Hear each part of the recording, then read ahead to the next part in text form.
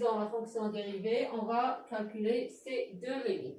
Donc, comme vous voyez, si on applique directement, on obtient forme indéterminée, qui est 2 sinus pi sur 4 racine de ce, c'est-à-dire racine de ici, racine de 0 sur 0, c'est forme indéterminée. Ou bien, pour utiliser autre méthode, par exemple, utiliser l'encadrement, ou bien, donc, ça ne va pas donner de résultat. Donc, ici, c'est comme si autre méthode pour calculer la limite. C'est la méthode de la fonction dérivée. Donc, comment on va utiliser cette méthode pour calculer cette limite? Donc, par exemple, si on pose, on écrit ici, posons le sinus x, posons une fonction f de x égale à sinus x. Après bien sûr, ici, on voit que il y a un 2 qu'on peut mettre à côté, on factorise par 2. Donc, si on factorise par 2, limite de 2 c'est la même, c'est une constante. Donc, ça reste ici sinus x moins racine 2 sur 2 sur x moins p sur 4. D'accord? Donc, posons f de x égale à sinus x. Si on pose ça, ça va donner 2 limite x moins p sur 4, f de x moins racine 2 sur 2, c'est quoi? C'est f de p sur 4. F de p sur 4, si on calcule ici, c'est racine 2 sur 2. D'accord? Donc, ici, c'est f de p sur 4. Le tout sur x moins p sur 4.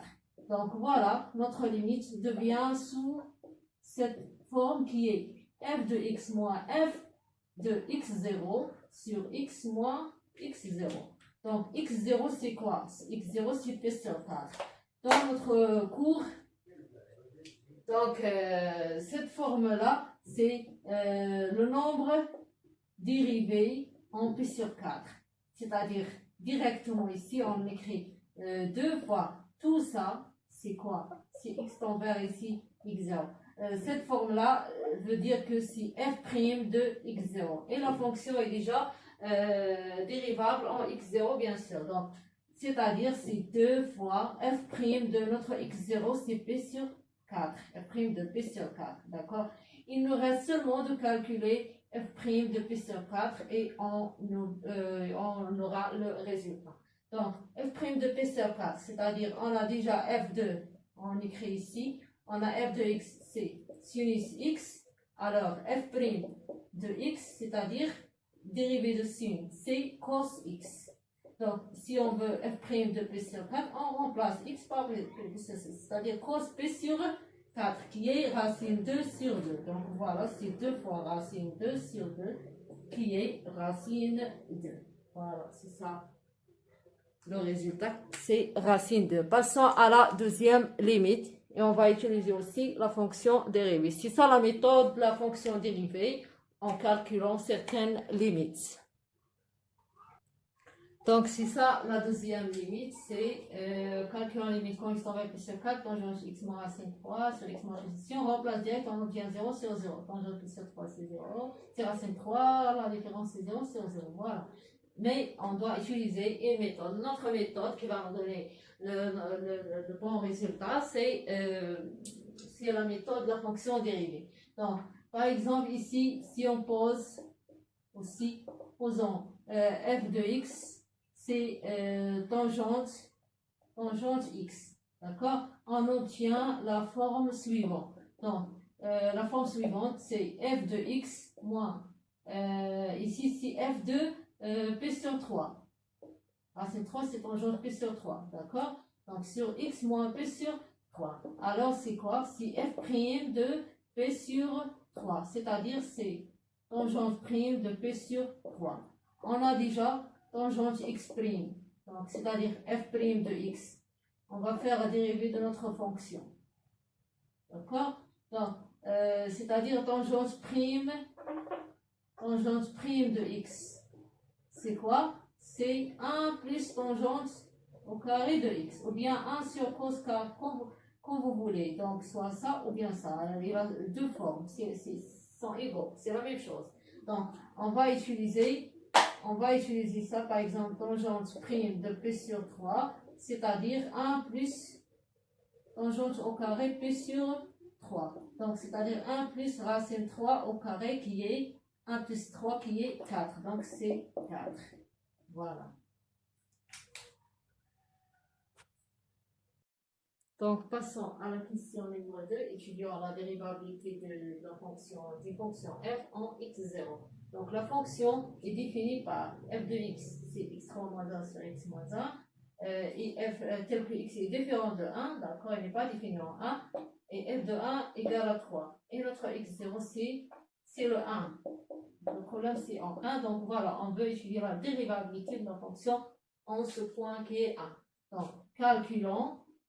C'est-à-dire, on doit calculer la limite quand x tend vers x0 de f de x moins f de x0 sur x moins x0. C'est ça la forme, d'accord?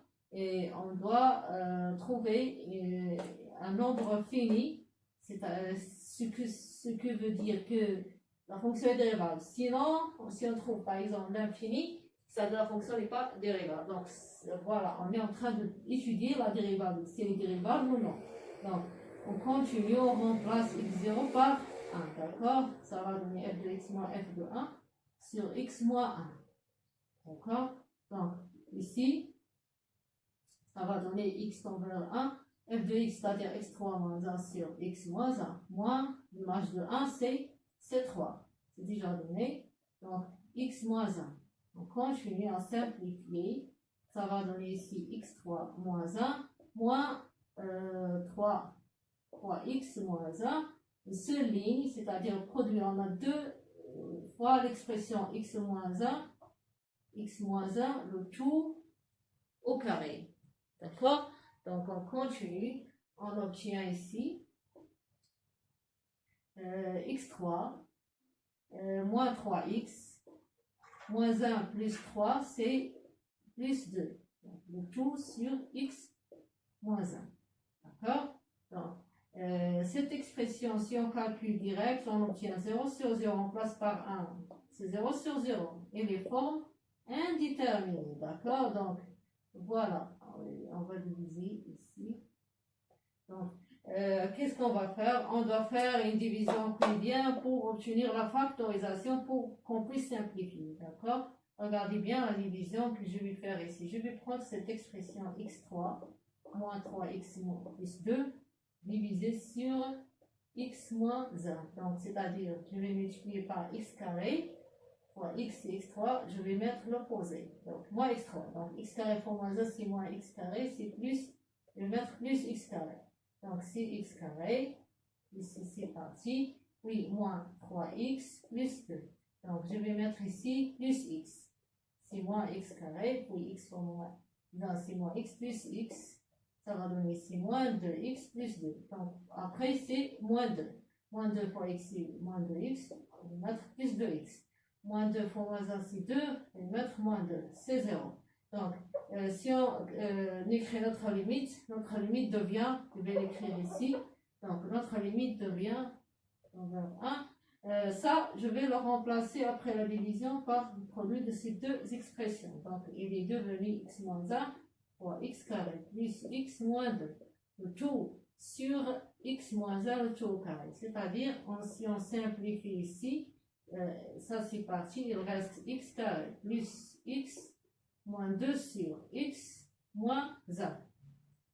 Je vais l'écrire ici.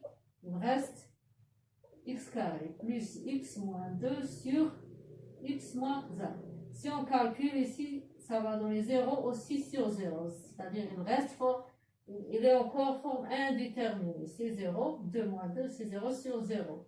D'accord? Donc, qu'est-ce qu'on va faire? On va faire aussi, c'est déjà un racine, donc on va diviser aussi x carré plus x moins 2 sur x moins 1. Ça va donner x moins x carré moins x plus x ici. C'est 2x moins 2. Je vais mettre 2 moins 2x plus 2. C'est 0. Donc maintenant, la forme indéterminée, ça va partir. Donc, on va remplacer par ce produit x moins 1 fois x moins plus 2. Le tout sur x moins 1. C'est parti. Il reste limite de x plus 2 en 1. On remplace ces 3. Voilà, le résultat que vous devez avoir ici, c'est le nombre 3. Donc, on a fini le corrigé de ce test diagnostique ou bien de ces exercices de rappel pour bien commencer les cours de l'année.